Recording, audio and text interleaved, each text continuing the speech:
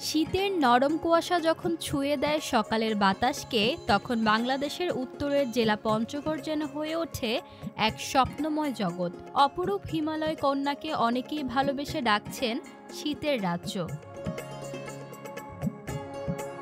এই শীতের সৌন্দর্য উপভোগ করতে দেশের নানা প্রান্ত থেকে পর্যটকরা ছুটে আসছেন পঞ্চগড়ে। তাদের পদচারণায় শহরের শান্ত পরিবেশে যেন নতুন করে প্রাণ ফিরে পেয়েছে। ঢাকা থেকে পঞ্চগড়ে আসছি। আমাদের আসলে উদ্দেশ্য হচ্ছে পঞ্চগড়ে কাঞ্চনজঙ্ঘা দেখার জন্য। তো এসে সবচেয়ে বেশি ভালো লাগতেছে যে ঢাকাতে আমাদের এত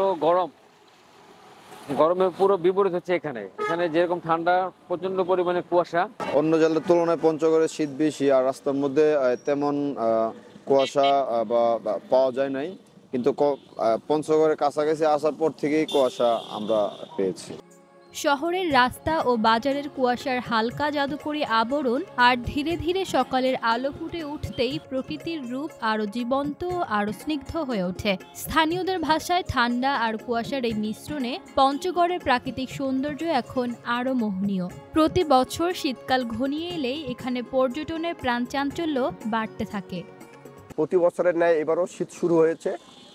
বাইরে থেকে পর্যটক আসা শুরু করছে আমাদের পঞ্চগড়ে হিমালয় কন্যা দেখার জন্য, কাঞ্চনজঙ্ঘা দেখার জন্য। এই মুহূর্তে আমরা পঞ্চগড়ে একটি চমৎকার আবহাওয়া উপভোগ করছি। নিঃসন্দেহে যে এখানে প্রচণ্ড শীত নাই, কিন্তু যে শীত আছে এই শীতটা এখানে চলাফেরার জন্য, ঘোরাফেরার জন্য খুবই উপভোগ্য।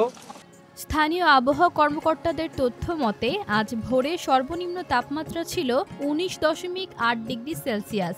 বাতাসে আর্দ্রতার মাত্রা প্রায় 99%, তাই ঠান্ডার অনুভূতিও কিছুটা বেশি। পর্যটকরা সমতল, চা বাগান, নদীর তীর আর প্রকৃতির মনোমুগ্ধকর সৌন্দর্যের মধ্যে ঘুরে বেড়াচ্ছেন, উপভোগ করছেন পঞ্চগড়ের অনন্য শীতের আমেজ। এই অপূর্ব স্নিগ্ধতা আর প্রকৃতির সারল্যে মুগ্ধ হয়ে উত্তরের স্বর্গ স্বীকৃতি মিলেছে এই জেলার।